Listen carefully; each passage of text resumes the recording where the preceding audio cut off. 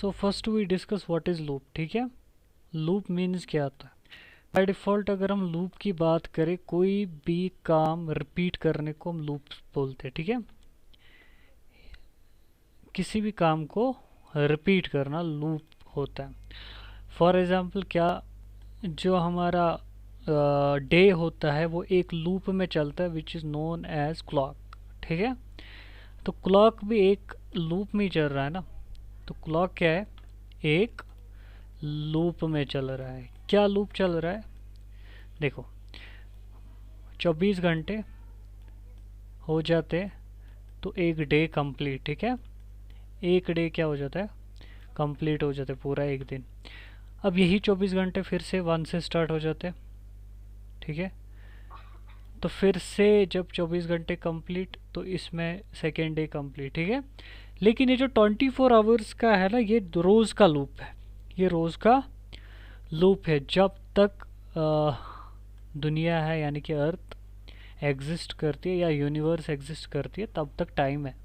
ठीक है, तो एक बार में अगर टाइम ख़त्म हो गया दैट मीन्स यूनिवर्स भी उसी के साथ ख़त्म हो जाएगी। ठीक है, क्योंकि टाइम जब नहीं रहेगा तो लाइफ का भी कोई चांस नहीं है। ठीक है, तो ये चीज़ आपको समझ आ गई। अब लूप जो होता है 3 कंडीशंस पे काम कर रहा है, यानी कि 3 स्टेप्स पे काम करता है। Step 1, step 2 and 3। ठीक है, तो स्टेप 1 क्या होता है, स्टेप 1 होता है जहाँ से लूप स्टार्ट हो जाता है। Like in case of 24 hours, अगर हम 24 आवर्स की बात करें तो ये स्टार्ट हो जाता है 1 से,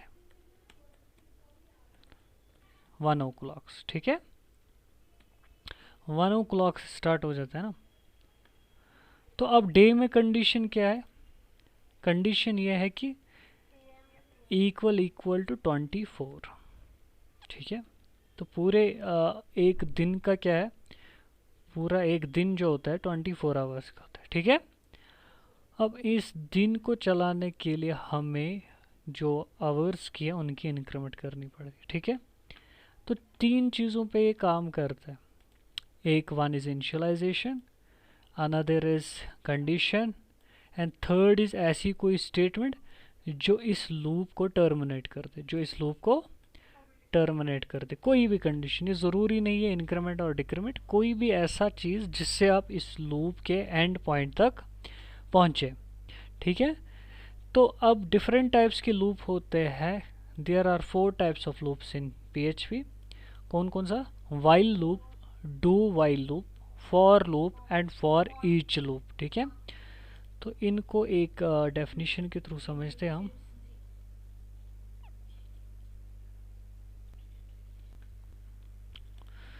तो अपना प्रोजेक्ट वापस से ओपन करते हैं, न्यू PHP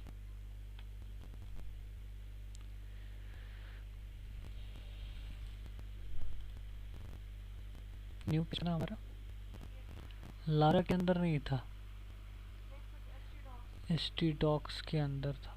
ठीक है, तो यहाँ पे मैं ये कर रहा हूँ स्टार्ट। अब देखो परसों का प्रोग्राम पड़ा है, तो यहाँ पे एक नई फाइल में क्रिएट कर देता हूँ loop.php।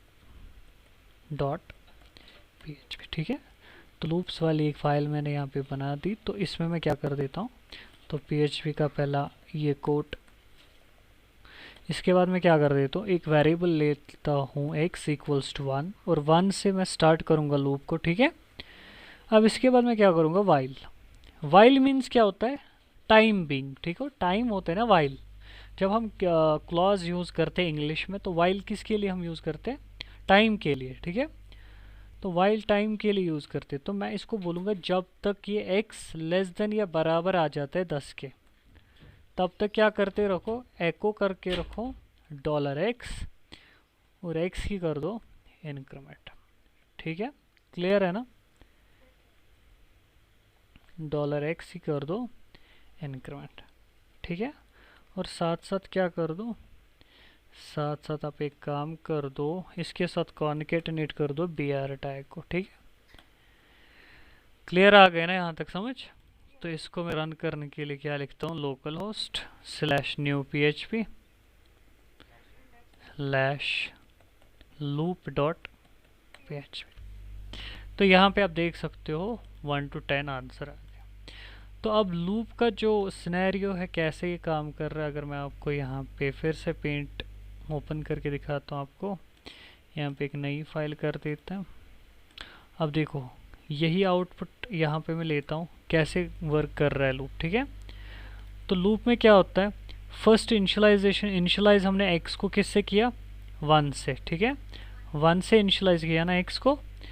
अब इसके बाद देखो वाइल मीन्स क्या होता है, वाइल पहले कंडीशन चेक करता है, क्या चेक करता है, कंडीशन चेक करता है। यहाँ पे कंडीशन जो है ना वो x less than equal to 10 की है, क्या है, 10 की है ना। तो अब देखो जब तक ये लेस देन इक्वल टू 10 के है तब तक ये लूप की बॉडी में एंटर हो जाएगा, लूप की बॉडी में एंटर हो जाएगा। अब देखो पहली बार जो x की वैल्यू है वो क्या है, 1 है, तो लेस देन 10 है ना, यस है, तो कंडीशन ट्रू है, ये x को प्रिंट कर देगा, किसको प्रिंट कर देगा, x को, और x की वैल्यू क्या है, 1। इसके बाद x की वैल्यू हो जाएगी इंक्रीमेंट होके 2।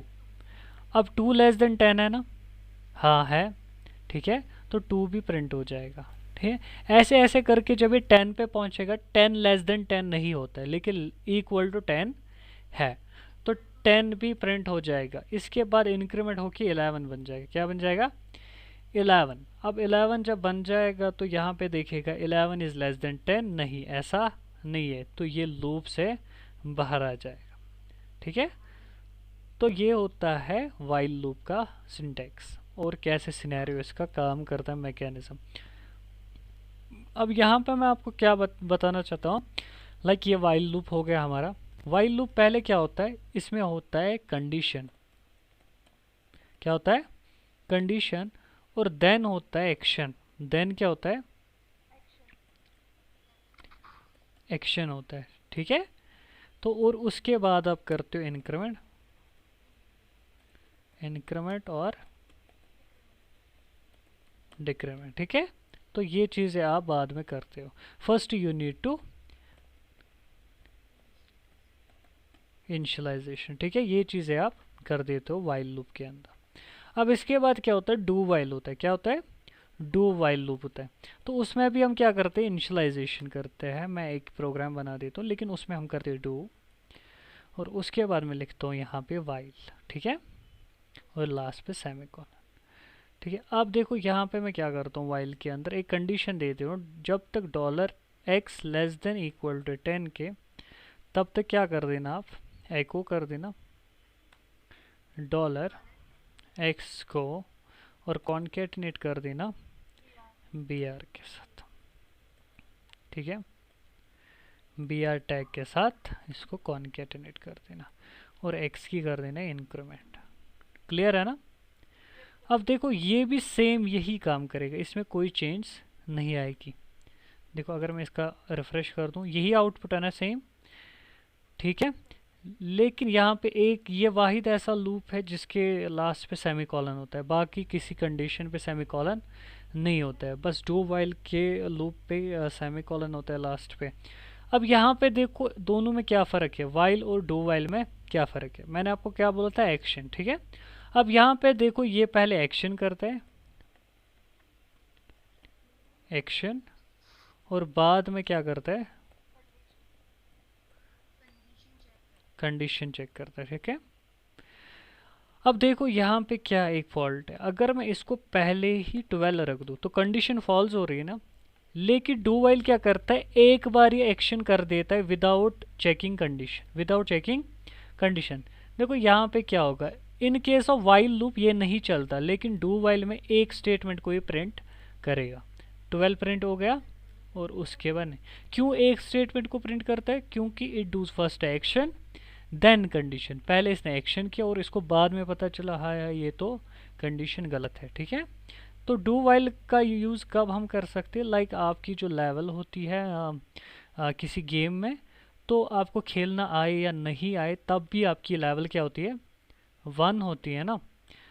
तो 1 लेवल आपकी पहले रहेगी और बाद में ऐसा मैकेनिज्म यहाँ पे बनेगा कि जब आपका स्कोर हो जाएगा आप, उसके बाद आपकी लेवल्स चेंज होती जाएगी, ठीक है।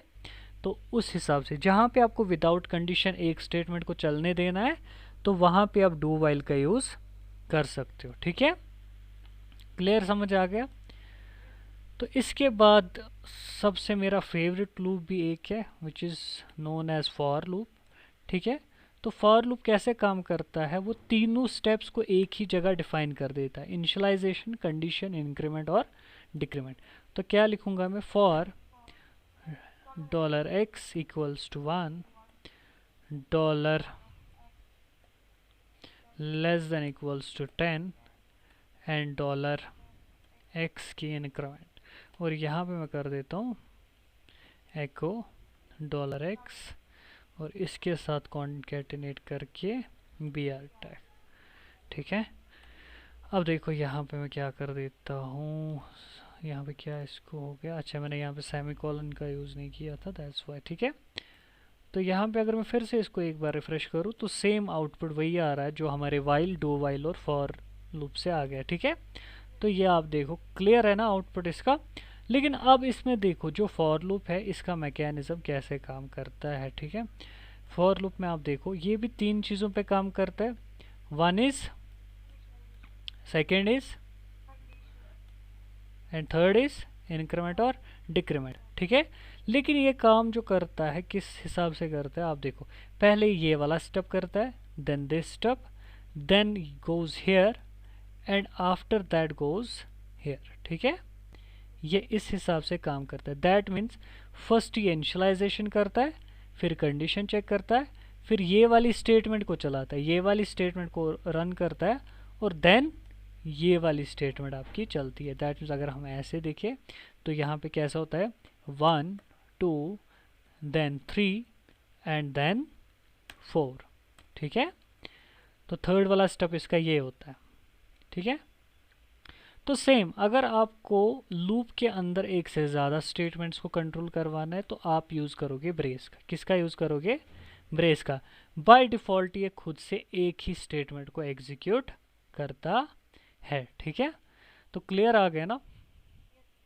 अब इसके बाद दूसरा एक लूप होता है which is known as for each loop. वो तब यूज़ हम करते हैं जब हमें कोई ऑब्जेक्ट को प्रिंट करना हो या किसी एरे को प्रिंट करना हो। ठीक है, लाइक $x में एक एरे में डालना चाहता हूँ, तो एक एरे में इसमें असाइन करूँगा जिसके एलिमेंट्स होंगे लाइक MNG मैंगो, और ANG ऑरेंज, ठीक है, BANA बनाना, तो ऐसा कुछ कर देते। ठीक है, अब मैं क्या कर देता हूँ, पहले मैं इसको पूरा प्रिंट करके आपको दिखाता हूँ by using the statement which is known as print R. ठीक है, तो प्रिंट आर के थ्रू पहले मैं आपको $x को प्रिंट करके दिखाता हूँ।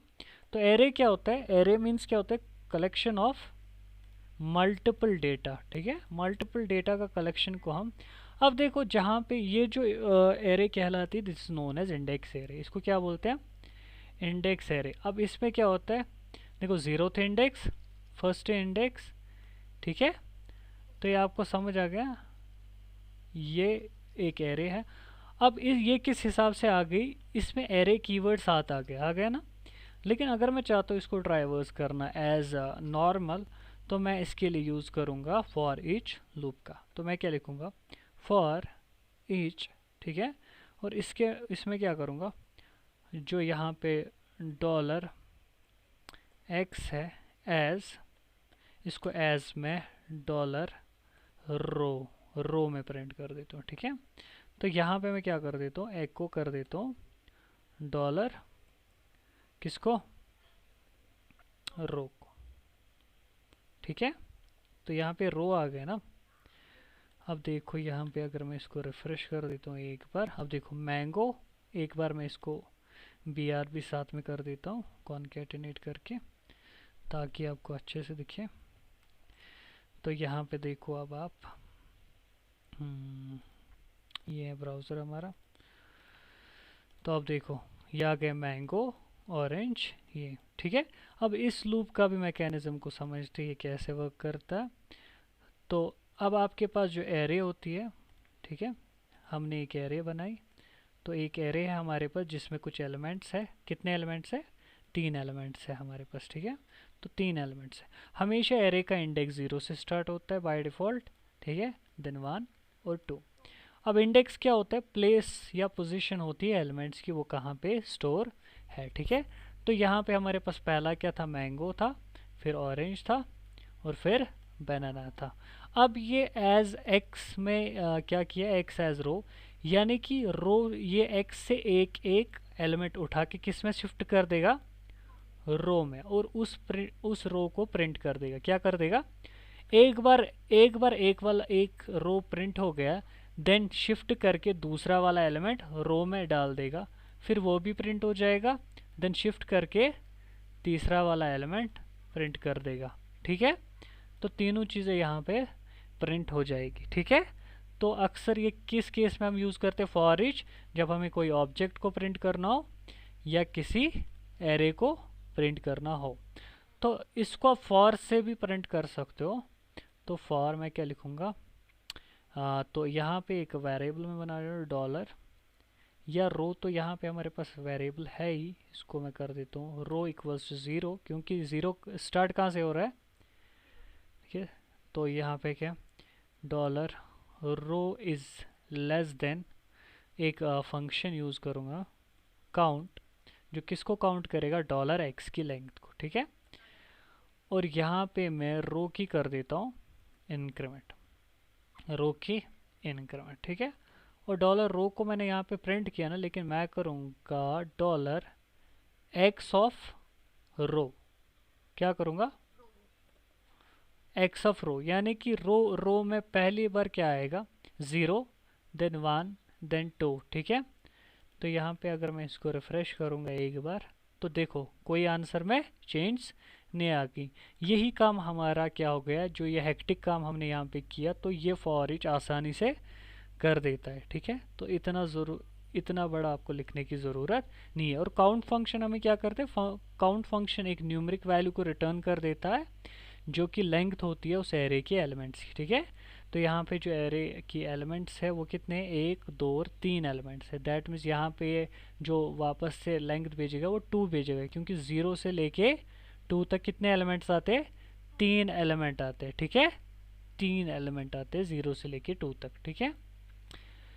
क्लियर समझ आ गया ना ये आपको, ठीक है। तो ऐसे भी आप एरे बना सकते हो, या डायरेक्ट ऑब्जेक्ट्स के लिए भी यूज़ कर सकते हो, ठीक है। तो ऑब्जेक्ट्स का अभी ऊप्स का कॉन्सेप्ट हमने पढ़ा, तो उस टाइम पे आपको दिखाऊँ ऑब्जेक्ट्स के लिए कैसे यूज़ कर सकते हैं हम, ठीक है। तो फ़िलहाल के लिए आप क्या करो, तो ये यूज़ हम करते किसके लिए, एरे के लिए, ठीक है। फिर कोई सी भी एरे वो हो, एसोसिएटिव एरे हो, नम एरे हो, या नॉर्मल इंडेक्स एरे हो, ठीक है। तो अभी हम एरे के बारे में पढ़ेंगे अच्छे से। अभी हमने फ़िलहाल तो ये ओवरव्यू लिया है थोड़ा सा इसका, क्लियर आ गया ना समझ फॉर ईच लूप का। तो इतने लूप होते हैं इसमें। अब देखो लूप के अंदर आप क्या कर सकते हो, और तो लूप के अंदर आप मिक्स कंटेंट भी लिख सकते हो। फॉर एग्जांपल अगर आपको इवन नंबर्स और इवन नंबर्स को प्रिंट करना है फ्रॉम 1 to 100 या 1 to 10, तो वो कैसे आप करोगे, तो यहाँ पे मैं क्या कर दूँगा, एक फॉर लूप को वापस से कॉल कर देता हूँ जल्दी से। तो यहाँ पे हमने फॉर लूप का सिंटेक्स तो इससे पहले लिखा ही था ना, ठीक है। तो एक बार में लिखने की बजाय उसको एक आ गया ना, ठीक है। तो यहाँ पे मैं क्या करूँगा, मिक्स कंटेंट लिखूँगा। मिक्स मीन्स क्या होता है, लाइक यहाँ पे मैं एक कंडीशन कर दूँगा, जब जब x dollar x mod 2 equal to 0 होता है, तब तक आप क्या करना, तब आप करना एको डॉलर एक्स की वैल्यू को, ठीक है। अदरवाइज बाकी कुछ नहीं प्रिंट कर देना, ठीक है। और यहाँ पे मैं कॉन्केटिनेट क्या कर देता हूँ, बी आर के साथ, ठीक है। और यहाँ पे एक चीज़ आप देखो, जो भी आप यहाँ पे लूप के अंदर जो भी चीज़ आप लिखते हो वो रिपीटली प्रिंट हो जाती है। अब यहाँ पे देखो 2 4 6 8 10, तो ये सारे क्या है, एवन नंबर्स है, ठीक है। अब अगर इसी कंडीशन को मैं नॉट में चेंज कर दूँ तो कौन से वाले आ जाएंगे, ठीक है, ये तो ऑड वाले आ जाएंगे, ठीक है। तो ये कुछ ऑड नंबर्स इसमें है। तो ऐसे करके आप क्या कर सकते हो, ये चीज़ें प्रिंट कर सकते हो। अब आपके लिए क्या हो रहेगी, आपको टेबल प्रिंट करके मुझे देना है, लेकिन किस फॉर्म में आना चाहिए हमारा table, like this form, like 2 cross 1 equals to 2, ठीक है, लाइक दिस, ऐसे 2 क्रॉस 2 इक्वल्स टू 4, ठीक है, लाइक दिस। इस फॉर्म में मुझे जो टेबल है वो आना चाहिए, किसी भी का भी, जो भी मैं यहाँ पे एक्स में वैल्यू दूँ ना, लाइक 5, तो 5 का टेबल जनरेट होना चाहिए। तो क्लियर आएगा ना आपको? ठीक है,